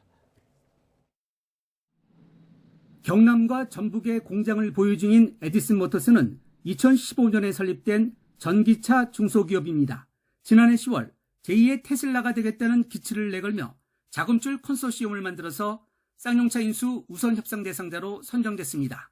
여러분께서 잘 아시는 스티브 잡스나 일론 머스크 같은 그런 오너십 있는 경영자가 직접 회사를 경영해서 매출 규모로 보면 에디슨 모터스와 쌍용차의 몸집 차이가 워낙 커서 새우가 고래를 품었다는 말이 나왔습니다.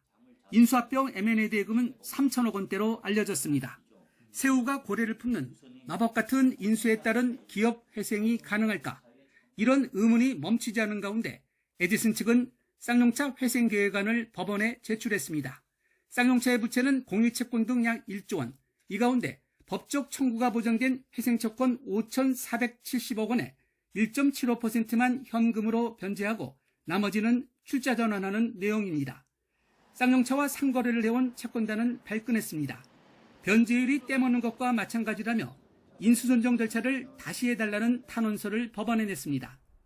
자금력이 없으면은 그걸 안 해야지. 돈 3천억 주고 부채를 하나도 안 갚으면서 이게 한다는 거는 이게 사회 정의에도 안 맞고 이거 말이 안 된다. 우리는 옥세를 하더라도 우리는 16만 명의 종업원을 갖고 있거든요. 반발하기는 쌍용차 노조도 마찬가지입니다. 자금 조달 계획이 비현실적이고 에디슨 측이 지급하기로 한 2차 대여금 200억 원도 회사에 들어오지 않고 있다며 법원에 인수반대 의견서를 제출했습니다. 설상가상으로 컨소시엄 멤버인 자회사 에디슨 EV가 4년 연속 영업손실 등으로 관리 종목 지정 우려가 있다는 코스닥의 공시까지 나왔습니다. 아니나 다를까 법원이 결정한 인수자금 2,700여억 원을 기한 내 미납하자 쌍용차는 해지 권리를 갖게 됐고 이후 공시를 통해 5 영업일 전까지 예치해야 할 인수대금을 내지 않아 투자 계획이 자동 해제됐다고 밝혔습니다. 한때 인수를 호재로 막대한 주가 시세 차익을 챙겼다는 먹튀 논란에도 휩싸였던 에디슨 측은 다음 달 예정인 관계인 집회 연기 등으로 대응해왔지만 결국 돈이 없어 인수에 실패했습니다. 협상 대상자로 선정된 지 5달 만입니다. 그동안 외국 기업의 먹튀 논란에 휩싸이면서 법정관리 졸업 10년 만에 다시 기업 회생 절차를 밟고 있는 쌍용차. 회생 드라마의 개봉은 기약 없이 또 다음으로 미루게 됐습니다. YTN 김상호입니다.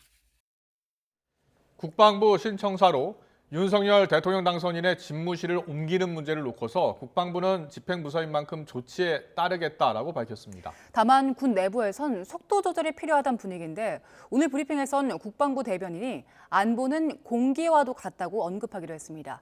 국방부 이승윤 기자와 함께 내용 짚어보겠습니다. 어서 오세요. 어서 오십시오. 안녕하세요.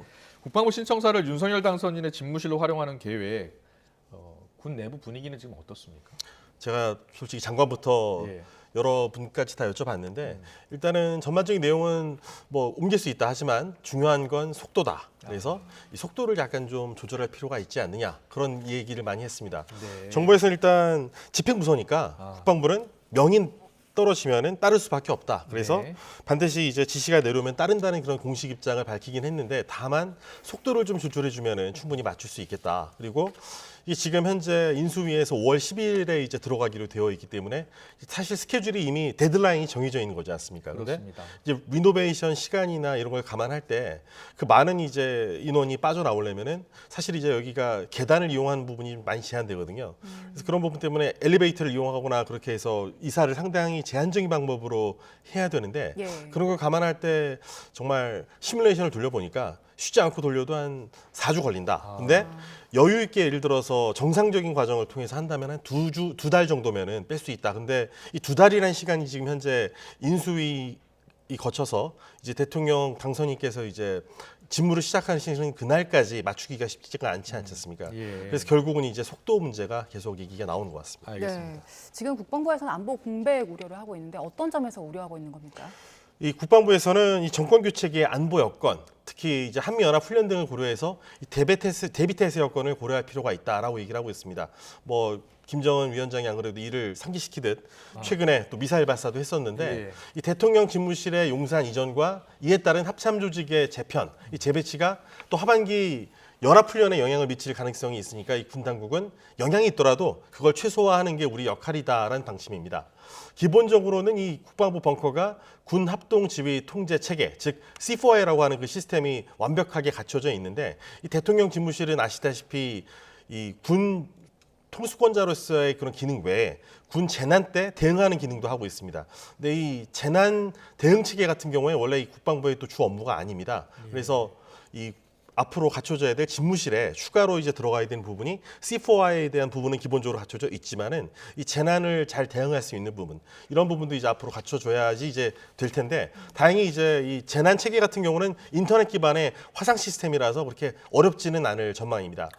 이와 관련해서 오늘 국방부 부승찬 대변인이 매우 의미심장한 언급을 남겼는데 한번 먼저 들어보고 가시죠. 국방부는 집행부서고요. 그에 따라서 조치를 취하면 될 것으로 그렇게 사료됩니다. 다만 안보는 공기와도 같다라는 말로 답변을 대신하겠습니다. 예, 안보는 공기와도 같다. 공기처럼 중요한 거죠. 안보 없이 그렇습니다. 어떻게 우리가 나라를 지켜나갈 수 있고 국민의 재산을 보호할 수 있겠습니까? 네, 네. 안보는 공기와 같다. 당연한 말씀이고 국방부 신청사가 집무실이 될 경우 내부 구조가 궁금합니다. 지금 어떻게 윤곽이 나왔습니까? 네, 저희도 사실 방을 빼줘야 되는 입장이라서 매우 궁금한 사안이라서 한번 정리를 해봤습니다. 국방부 기자실이 네. 청사 1층에 있죠? 그렇습니다. 예. 지금 김용사 앵커께서도 사실은 국방부 옛날 출입을 하셨기 때문에 잘 아실 텐데요. 네. 1층에는 이제 원래 국방부 기자실이 있었습니다. 근데 여기에 저희가 방을 빼주고 이제 대통령실 기자실이 이제 들어오게 되고요. 예. 원래 2층에는 장관실이 있습니다. 그런데 장관실이 이제 빠지면은 원래 그 자리에 원래 대통령 집무실이 들어가면 자연스러울 것 같은데 네. 대변인실이 들어갑니다. 2층이 아니고 3층이군요. 그렇습니다. 집무실이. 왜 그러냐면 물어보니까 네. 이 보안 문제 때문에 이 전파 차단이라든지 그런 문제 때문에 2층에다 두면은 아무래도 보안 문제가 있을 수 있다. 그래서 3층으로 집무실을 올리고 예. 대신 이제 워낙 국정 여러 곳을 책임지는 곳이다 보니까 대변인실 기능이 워낙 방대합니다. 청와대가. 그래서 지금 대통령실의 대변인실이 이제 2층 전체를 차지하는 식으로 됐고요. 네. 3층에는 대신에 장관실 원래 들어가는 대신에 이제 대통령 집무실이 들어가고 비서실 그리고 다목적 회의실이 들어가게 됩니다. 네. 그 위에 이제 4, 5층에 뭐 경호처를 포함해서 이 보좌진들의 사무실이 들어가고요. 경호처는 아마 3층과 4층에 이 대통령 집무실과 이 보좌진 사무실이 있는 4층에 아마 배치가 될 가능성이 유력하고요. 그 외에는 대통령 소속 아래 상당히 많은 민관 합동위원회가 있습니다. 예. 그게 6층에서 10층에 저희가 10층에 보통 이제 커피숍이 있고 전망대가 있는데 그 공간까지는 아마 차지해서 이렇게 대통령실의 임무를 대체하게 될 것 같습니다. 네, 그리고 관저도 관심이었는데 처음에는 한남동 공관 이야기가 나왔는데 추후에는 그 국방부 부지 내에 짓는다는 이야기도 나오더라고요. 네, 그렇습니다. 일단 저희가 그래픽도 준비했는데요. 기존에 이제 계획했던 대로 한다면은 국방부 청사에서 한남동 육군참모총장 거리가 3.2km입니다. 예. 그런데 네, 네. 아시다시피 여기가 교통 요지거든요. 예. 그래서 이곳에 정말 많은 차들이 왔다 갔다 합니다. 특히 출퇴근 시간대 정말 상습 정체 구역인데 네. 이 시간에 만일 대통령께서 출퇴근하실 때 네. 만약 교통을 통제하게 되면은 교통 말 그대로 이제 혼란이 일어날 수밖에 없기 때문에 네. 이제 윤석열 대통령 당선인께서는 이런 부분을 최소화하기 위해서 아예 3.2km 이 교통 체증 구간에 그 집무실을 두고 왔다 갔다 하는 게 아니라 아예 역 내에다가 아예 이제 새로 관사를 만들어서 예. 거기서 이제 교통에 영향을 주지 않고 이동하겠다는 그런 의지를 표명한 것 같습니다. 네. 현재는 지금 공간이 있을까 저도 궁금해서 알아봤는데 네네. 일단 근무지원단 인근에 좀 공간이 좀 있습니다. 국방부 그래서, 내에요? 네, 국방부 예. 역내 근무지원단 인근에 좀 이제 빈 공간이 있기 때문에 거기에 이제 대통령 관저를 놓는다면은 뭐 크게 문제 없이 내부 이동을 하면서 대통령 일 보시고 이제 왔다 갔다 하실 때 교통에 영향을 주지 않으면서 이제 업무를 볼 수 있지 않을까 이렇게 지금 예상을 하고 있습니다. 예, 관저 신축은 지금 검토 사항인 것 같고요. 그리고 당선인이 비상시에 뭐 미니버스형 벙커를 이제 시험 운용하는 방안 이야기가 나왔었는데요. 군의 실시간 움직임을 파악하기 어려운 그런 문제가 있습니까?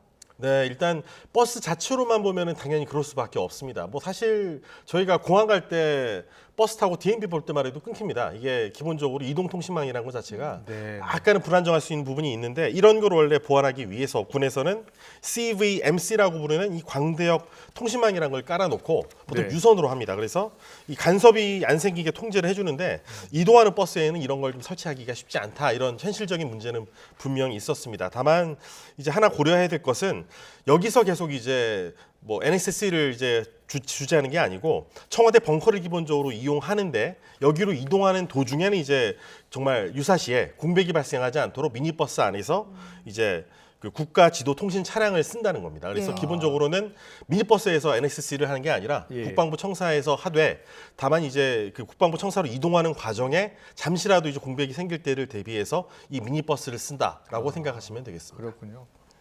거기서 계속 우리가 보고를 받을 수는 없을 것 같아요. 대통령 당선인 대통령도. 16인승입니다. 그래서 예. 사실 대통령 NSC에 들어가는 인원만 해도 엄청나게 많은데 정말 많은 사람이 사실을 내용을 공유하고 또 그리고 그 전달을 받아야 되는 상황인데 이 16인승이라는 그 작은 공간에서 사실 이거를 항구적으로 하기는 어려울 거고 예. 임시적으로 잠시나마 이동하는 공간에서 이제 이런 직무를 볼 수 있는 공간이 있다 정도로만 이해하시면 될 것 같습니다. 알겠습니다. 지금까지 국방부 출입하는 이승윤 기자와 함께 알아봤습니다. 얼마 전에 우크라이나 현지도 다녀왔는데 고생하셨고요. 오늘 말씀 잘 들었습니다. 고맙습니다.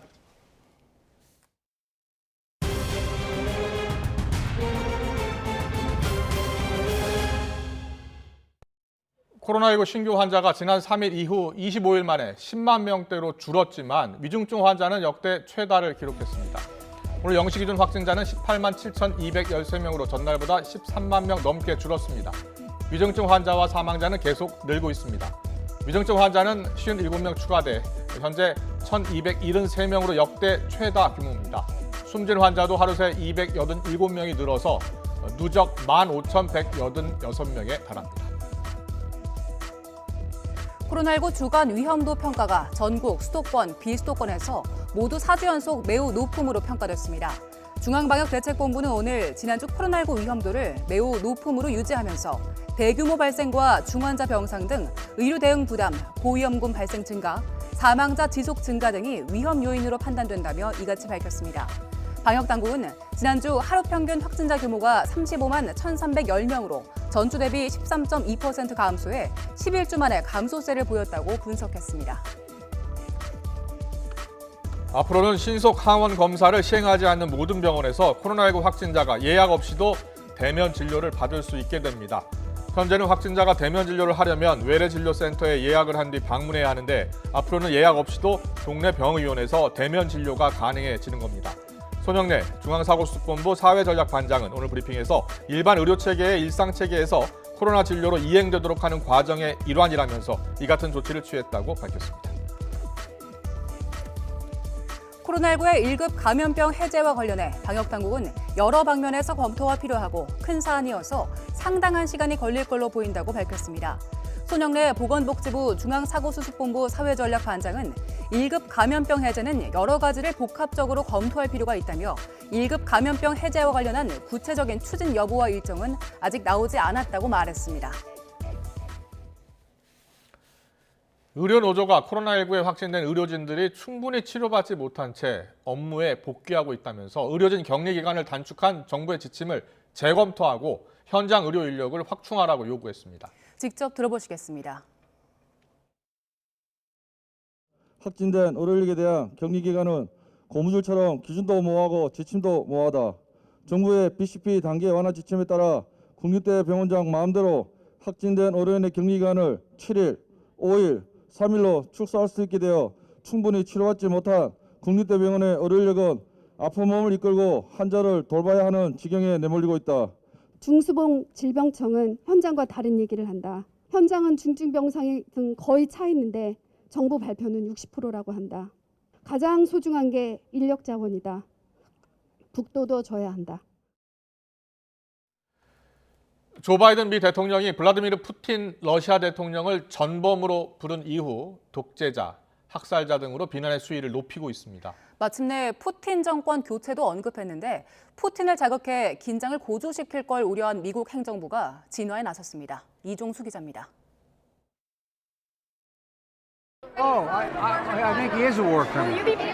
현지 시간 지난 16일 저녁 미국 백악관 행사에서 푸틴 대통령을 전쟁 범죄자로 처음 지칭한 바이든 대통령.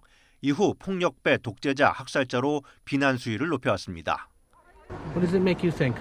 He's a butcher. 그리고 푸틴 정권 교체까지 시사하고 나섰습니다. For God's sake, this man cannot remain in power. 바이든 대통령이 푸틴 대통령에 대한 공세 수위를 높이는 것은 독재 정치를 부각해 유럽, 북대서양 조약기구 동맹국들의 단일 대우를 유지하려는 의도가 담겼다는 분석입니다. 다만 푸틴 정권 교체 시사는 푸틴 대통령을 자극해 긴장을 고조시키는 등 부정적 파장이 커서 미 행정부는 서둘러 진화하는 모습입니다. President, the White House made the point last night that, quite simply, President Putin cannot be empowered to wage war or engage in aggression against Ukraine. We do not have a strategy of regime change in Russia. 에마누엘 마크롱 프랑스 대통령은 바이든 대통령의 푸틴을 겨냥한 과격한 표현이 도움이 되지 않는다는 견해를 공개적으로 밝히기도 했습니다. Pour ne pas que la situation dérape, je n'utiliserai pas ce genre de propos parce que je continue de discuter avec le président Poutine. Parce que 뉴욕타임스와 CNN 등 미국 주요 언론들은 푸틴 정권 교체까지 나간 바이든의 날선 표현이 고도로 계산된 외교 전략인지 말실수인지에 대해 다양한 분석이 나오고 있다고 보도했습니다. YTN 이종수입니다. 네, 바이든 미 대통령, 푸틴이 더 이상 권력을 유지해서는 안 된다라고 공개적으로 발언하면서 푸틴 체제의 변동 가능성에도 관심이 집중되고 있습니다. 이번 주 초 재개되는 종전 협상이 급속하게 진전될 수 있을지도 주목됩니다. 국제부 호준석 기자 나와 있습니다. 어서 오세요. 어서 오십시오. 안녕하십니까. 안녕하십니까. 크렘린 체제의 변동 가능성 이야기가 나오는데 네네. 워낙 푸틴이 오래 집권하지 않았습니까? 이게 가능성 있는 얘기입니까? 2000년 집권했으니까 지금 이제 22년째고요. 네. 하여간 분명한 것은 22년 동안을 통틀어서 봤을 때는 지금이 제일 위기다라고 그렇군요. 볼 수 있겠고요. 제일 주목받는 사람이 지금 세르게이 쇼이구 국방장관이지 않습니까? 네. 이 사람이 푸틴이 낚시 사냥 굉장히 좋아합니다. 예. 근데 항상 같이 가는 사람입니다. 그렇군요. 후계자 소리까지 들었었고요. 공대 출신입니다. 군대는 안 가봤습니다. 그런데 푸틴 눈에 들어서 국방장관이 됐고 그동안에 2012년에 장관된 다음에 2014년에 그 크림반도 병합, 2015년 시리아 내전 여기서 이제 공을 인정받으면서 더 신뢰가 깊어졌죠. 근데 사실은 이것은 전쟁이라기보다는 군사 작전이었습니다. 그런데 이번에 이제 전쟁이 시작되면서 그동안 싸웠던 것이 한 번에 이제 다 무너진 것이죠. 전쟁 수행 능력이 굉장히 떨어진다. 그리고 우크라이나 전쟁 이 사람이 기획한 것으로 알려져 있는데 상황 판단도 잘못됐다. 그다음에 이 사람이 2012년부터 군 현대화 작업을 추진을 했습니다. 예. 수십조 원이 든 것으로 추정됩니다. 그런데 그 돈이 다 어디 간 거냐 하는 것. 푸틴 입장에서 봤을 때는 화가 날 수도 있는 그런 상황입니다. 그래서 지금 그 우크라이나의 주장으로는 푸틴의 질책을 받고 심장마비를 일으켜서 치료를 받고 있다. 러시아 국방부가 부랴부랴 SNS에 영상을 공개했습니다마는 이게 과연 이번에 찍은 게 맞느냐라는 의문이 제기되고 있고 크렘린궁은 이 건강 이상이 있냐 쇼이구가라는 거에 대해서 공식적으로 답변을 하지를 않고 있는 상황입니다. 네. 네. 지금 그러면 22년 중에서 가장 흔들리는 중이라고 말씀하셨는데 푸틴 체제가 실제로 위태롭다고 보십니까? 지금 사실 나오는 얘기들은 크건 적건 기대 또 희망, 당위가 섞여 있는 얘기인 것으로 보입니다. 네. 조금 전 바이든 대통령의 말도 그렇습니다. 제 기억으로는 최근 한 2, 3주 사이에 바이든 대통령이 푸틴 대통령에 대해서 한 말 중에 발언 중에 전범이냐라는 부분, 그다음에 푸틴 개인 제재도 할 것이냐라는 부분 이런 것들에서 다 사전에 조율되지 않은 다수간 즉흥적인 답변들을 했습니다. 그렇습니다. 전부 기자와 일문일답하는 과정에서 나왔습니다. 이번에도 원고에는 없는 연설 말미에 이 얘기가 나왔거든요. 그래서 이것이 이제 다수간 감정적이거나 또는 국내 정치를 의식한 발언이거나 또는 도덕적인 신념 이런 것의 가능성을 배제할 수가 없는 것입니다. 물론 그렇다 하더라도 이 바이든 대통령이 그동안 들었던 뭔가 고급 정보에 기반해서 이 얘기가 갑자기 나왔더라도 그 정보에 기반해서 한 얘기일 가능성도 있죠. 그리고 사실은 이 크렘린 내부 구조에서 철통 같았던 구조에서 이런 얘기들이 흘러나온다. 예를 들면 FSB, 이제 이게 KGB 후신이거든요. 러시아의 이제 최고 정보기관인데 푸틴이 KGB 출신이기 때문에 굉장히 신뢰하는 곳입니다. 그런데 이번에 이제 정보가 틀렸다. 그래서 푸틴이 굉장히 질책한다. 그러니까 내부에서는 여기에 대해서 이제 불만의 목소리들이 나오고 이게 서방 소식통들을 통해서 전해지고 이런 것들이 사실은 전 같으면 상상할 수 없는 일이거든요. 이런 일들이 벌어지고 있다. 그리고 우크라이나 이제 국방정보국에서는 러시아 기업가, 그다음에 정치 엘리트, 그다음에 군부, 정보기관에서 푸틴을 제거하기 위한 여러 가지 시나리오들, 뭐 독살이라든가 사고사라든가 질병사라든가 이런 시나리오들을 마련을 하고 있다. 이렇게 주장을 하고 있습니다. 이런 것들이 하여간 전례 없었던 일이고 푸틴이 굉장히 자존심 강한 사람인데 어쨌건 지금 돈바스 해방에 집중하겠다고 물론 국방부가 얘기했지만 한 발 물러서지 않았습니까? 그렇습니다. 이것 자체가 뭔가 내부에 동요가 있다는 반증이다라고 볼 수 있는 측면이 있겠습니다. 알겠습니다. 지금 뭐 돈바스 해방에 주력하겠다라고 선언한 부분에 대한 여러 가지 해석이 나오고 있는데 최근 전황을 보면요. 키이우 공격이 지금 지지부진한 상황이고 네. 그리고 지금 오히려 종전 협상 타격 기대가 점점 커지고 있다고 들었거든요. 어떤 상황입니까? 그러니까 키우에서는 지금 지지부진한 정도가 아니라 수십 킬로 밀렸죠. 러시아군이. 밀렸죠. 네. 예. 그래서 이제 뉴욕타임 취재진이 그 현장에 갔습니다. 네네. 러시아군이 나갔으니까 갈 수 있었던 거죠. 현장 르포 기사를 썼는데 곳곳에 이제 러시아군 병사들의 시신이 뒹굴고 있고, 그다음에 탱크 잔해가 곳곳에 보인다. 예. 그러니까 생각보다도 이제 전황이 더 좋지 않은 거죠.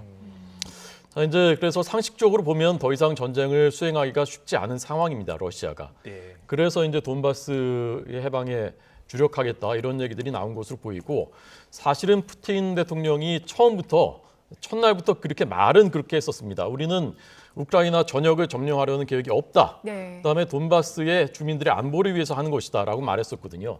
그러니까 러시아 입장에서 보면 돈바스 해방을 이것을 이제 명분으로 삼아서 이 정도에서 체면 살리고 후퇴할 수 있는 가능성도 있다라고 볼 수 있는 것이죠. 그렇군요.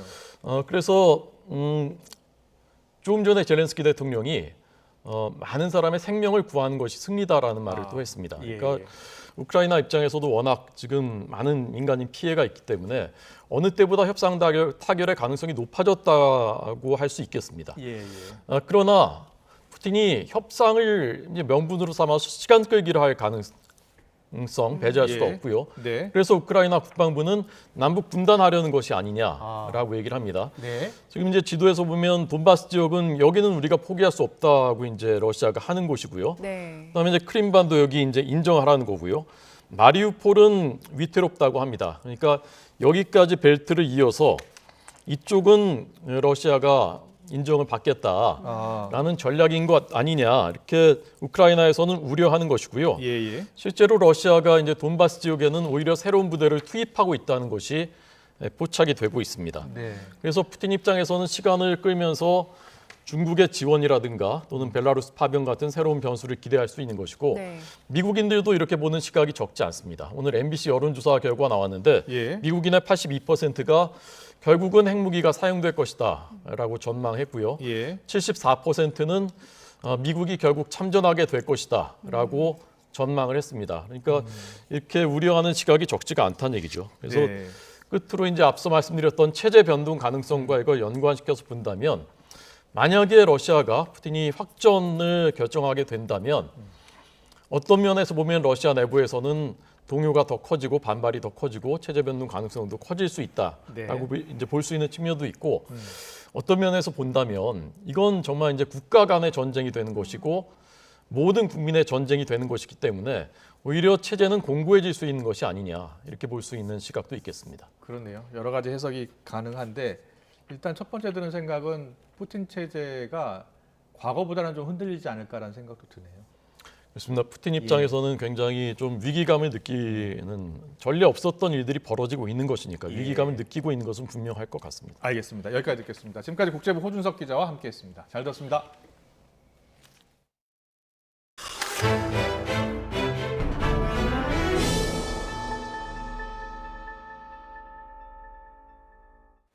한국장기조직기증원은 9살 차하람군이 장기기증으로 4명을 살리고 생을 마감했다고 밝혔습니다. 하람군은 지난해 크리스마스에 감기를 동반한 경련으로 쓰러져 병원으로 이송됐지만 어떤 치료에도 깨어나지 못했고 심장, 간, 또 양측의 신장 기증으로 4명을 살리고 지난 16일 고대 안산병원에서 세상을 떠났습니다. 하림군의 부모는 누군가의 몸속에서 하림이의 심장이 뛰고 있다면 위안이 될 것 같은 마음에 기증을 결심했다고 전했습니다. 대전에서 의식을 잃고 쓰러진 70대 버스 승객의 생명을 대학병원 의료진과 시민이 힘을 합쳐 구한 사실이 뒤늦게 확인됐습니다. 지난 23일 오전 7시 반쯤 대전시 중구를 달리던 버스에서 70대 승객이 의식을 잃고 쓰러졌습니다.